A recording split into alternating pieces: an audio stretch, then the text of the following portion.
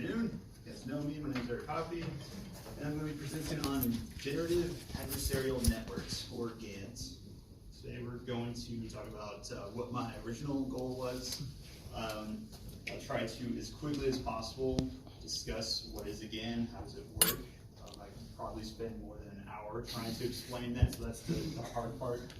Talk about why I actually chose to study GANs, and then some of the challenges along the way.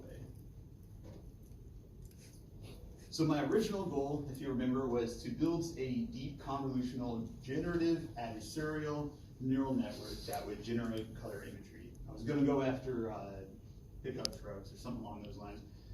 You can call it hubris, or I blame it on the first article I read. The author made it sound really easy. I'm like, yeah, I'm going to go do that. The more research I did, the more I got into the projects. Eventually I came to a realization, I just want to produce something. If I can create something that I'm completely pleased. So, what is a GAN? So let's start off with the neural network. We can take an image and you can actually just extract the pixel values, and at that point you'll have a matrix. We can flatten that matrix out until just a single array, and at that point you're ready to input your information into the neural network. So right here we show the first layer, the input layer. The amount of nodes you'll have in that first layer will be one node for every pixel value. And all the input layer does is it just takes it in. At that point, it's going to feed it into the next layer. And for each node in the input, it's going to pass that to each. So you have one node passing its value to each node in the next layer. That's what those cross paths are. For each path, there's a randomly generated value called a weight that serves as a coefficient. So in that next layer, for each node, you're actually going to, the node sums up all of its inputs, and then it takes that summation and applies an activation. And this process continues for how many layers you have until it gets to the output layer. The output layer follows the same process, but it has a unique activation function. After you have the activation function of the output layer, it's then going to compute the error. And the error is, say here in the example I use the number 2, it comes through and it says it's the number 4. Well, the error is going to look at the true answer and compare it against the answer this network produced and put it through this logarithmic algorithm and compute that error. Next, after we have our error, we can backpropagate, which that was a hard part to learn considering I had never taken multivariable calculus. But you take the partial derivative of f of x, g of x, which is simply the activation function, and that logarithmic error function. Take the partial derivative of that, and then you just work it backwards using matrix multiplication, and that'll actually adjust the weights just a little bit so that the next time you pass something through, it's going to make a more accurate prediction. So moving on, what is a GAN? Still, we're going to talk about the generator and the discriminator. The generator and the discriminator are just two neural networks like I just discussed, but the generator is a little bit different. It's going to take in an array, but this time it's going to be random values normally distributed between -1 and 1. It's going to forward propagate that through the layers, but at the end the activation function is the hyperbolic tangent. What that essentially is doing is creating a randomly generated image. But the output is still that array, because as I mentioned, the normal neural network takes an array. So we're just going to, once we generate that, we're going to feed that into the discriminator. And then at that point, the discriminator is just a normal neural network that takes that randomly generated image in, and at the end it's going to say, yeah, this is a real image, or no, this is a fake.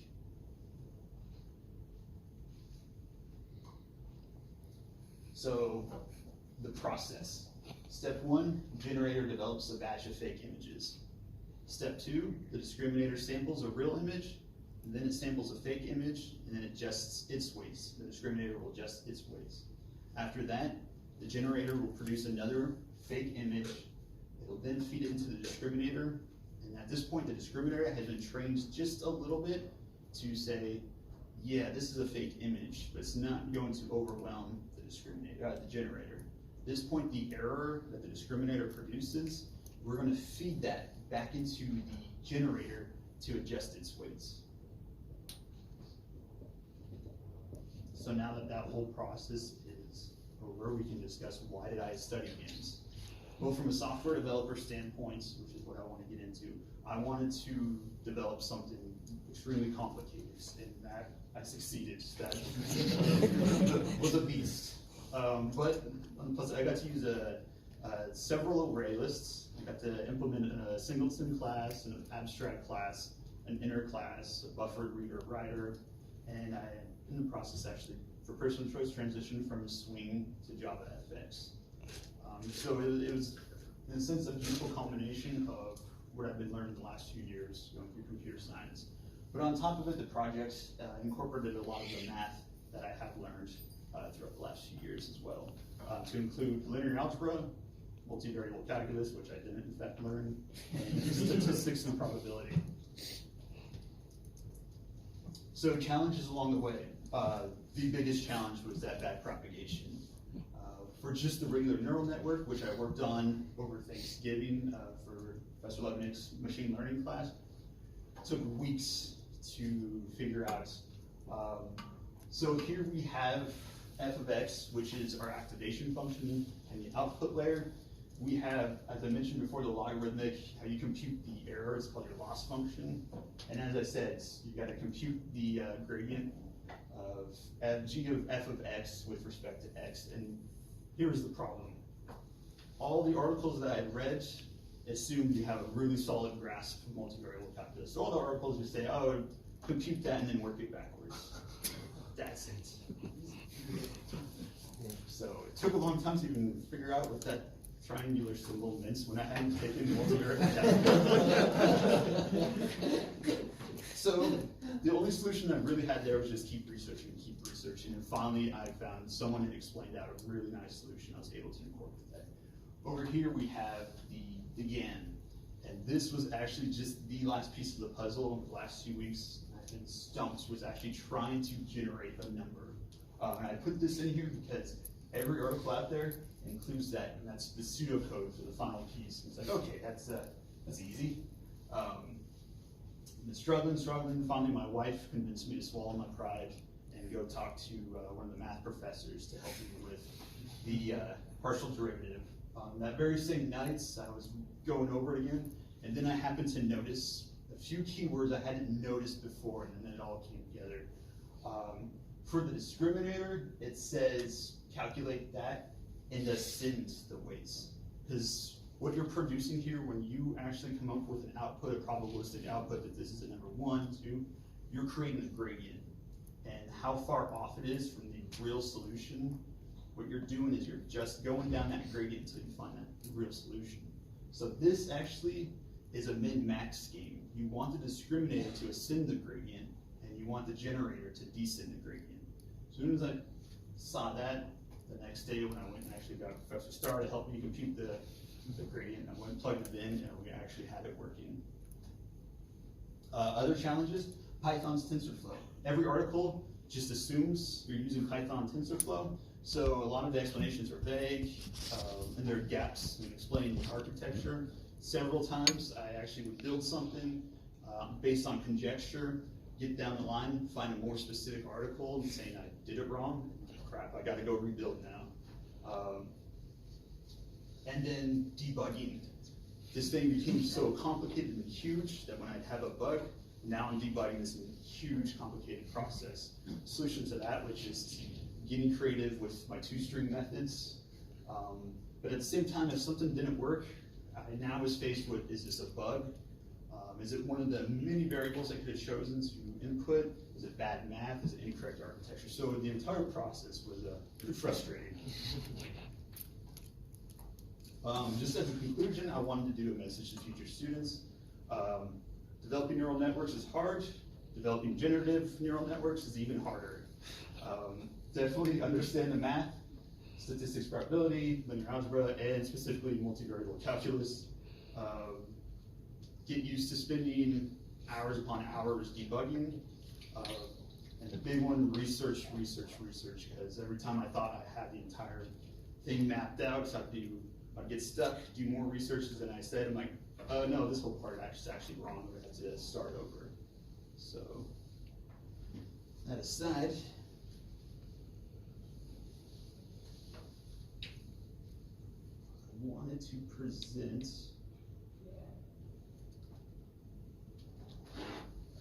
so I wanted to show the evolution. Here's my first project. Oh, thank you. So I wanted to present this is what I created for Professor Levnick's machine learning class. We can train it up, and then it can identify, yeah, that's a 0, 1, 2, 3, 4. But if you notice, these numbers are very uniform, they're on one spot. There's a very limited neural network. The interesting thing is when I was over this last semester trying to learn how to create again, I ended up learning how to really optimize a basic neural network. So then I can show what I'm actually going to be introducing tomorrow in Professor Cheng's class. Here we now have the MNIST dataset, which is 70,000 hand-drawn numbers. They appear in different locations, and it's different people's numbers. And after this entire semester, learned how to optimize a neural network. I can actually train it up. Let's go to sample size 400. And this will actually show us too the runtime to train it up. And then we can actually test it to find the accuracy. Shows really good accuracy. And then we can sample it as well. And this is called a binomial sigmoidal neural network. It's just saying yes or no, and I'm training it to identify the number 0. Now moving on to the final part, Thesis. Yeah. So again, similar to the last one, I can train it up. This is actually with the training size of 3,000, so it's going to take just a little bit longer.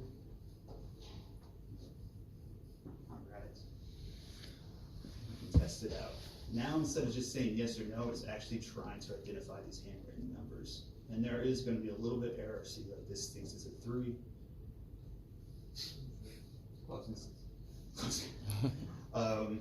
The training size, if I increase that, would probably increase the accuracy, but it's really interesting because you can overfit, overtrain.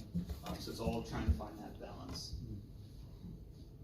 All right, let's click reset. Now, what I was striving for the entire time, and the hardest part, is trying to train the machine to actually generate its own numbers. So we start with some noise here, and after every training cycle, we're going to keep refining, and this is interesting because every time it's something different, so, oh, starting to get something. Oh no, 4. And so, it's a min-match game that's going on here. And what's interesting is if the discriminator or the generator becomes too powerful, you have what's called mode collapse. The entire thing just fails. What you're trying to strive for is called the Nash equilibrium, where they both pull you right to the center. So I think the next time I click, oh no, it's still refining, the screen just goes black. So we can reset it. As I said, this gets addicting, just seeing what it'll produce next time.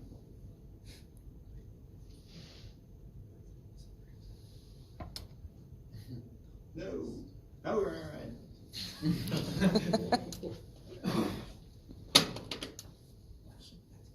We just got this working 2 days ago, so what is that? Now we're getting an 8.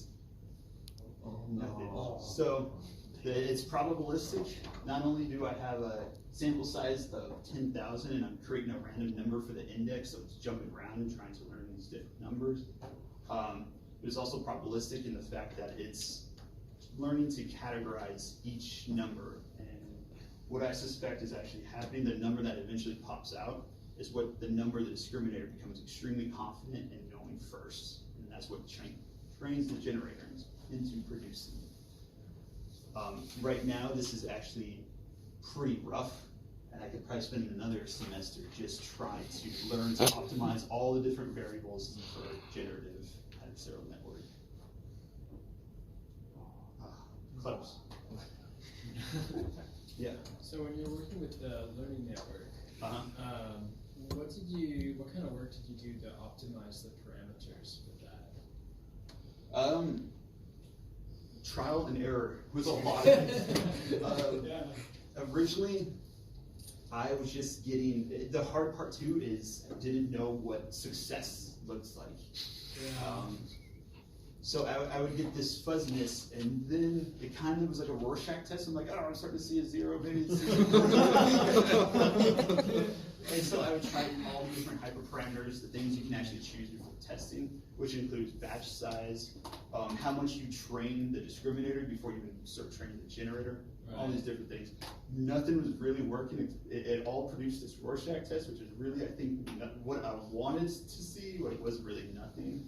It wasn't until I went back to the drawing board, looked at that pseudocode, and my wife was like, you know what, just go talk to a math professor. So then, another question then. Sure. So your GAN generates that pretty fast.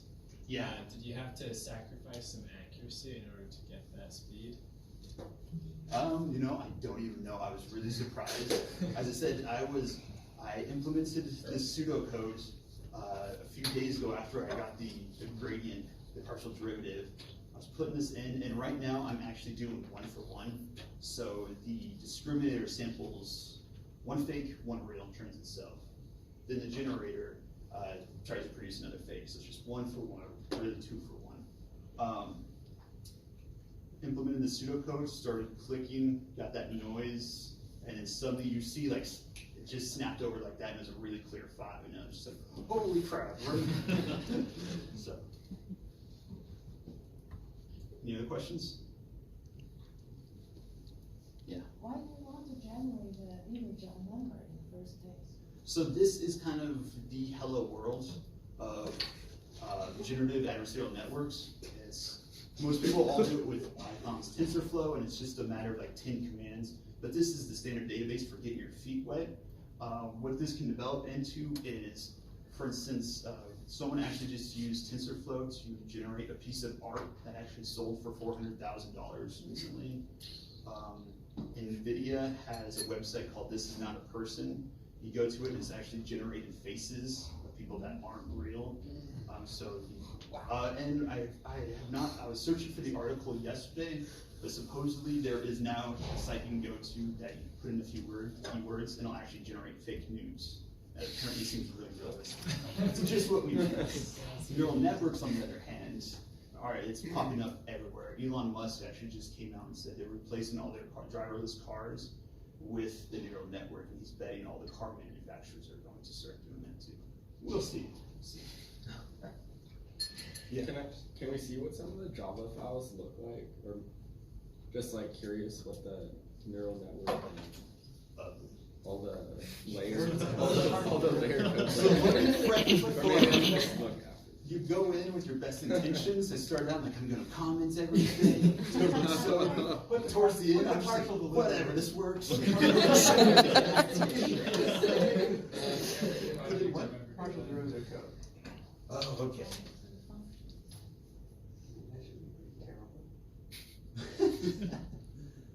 So I think that is in the evaluator.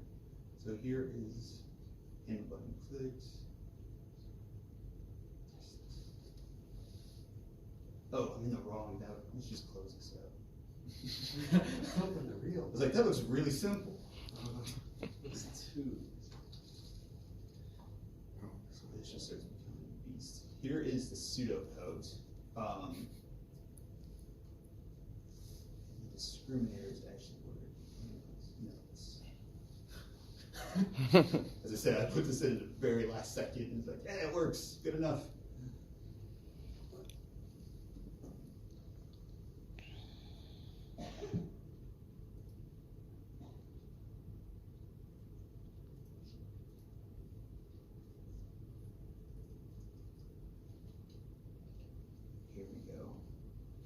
So this is saying if this is the hyperbolic tangent, it's 1 minus the output squared. And then here we have, it actually worked out very nicely. The partial derivative was just x minus the answer plus the log of 1 minus the. So x is the output of the real image if you're updating the discriminator, and then z is the output of the fake image. So when you're updating that discriminator, it's really interesting. You're updating its weights based on the real image and that fake image, z. I call it z for noise. And then here's the generators partial derivative, which is just at the log 1 minus the output. Nothing to it?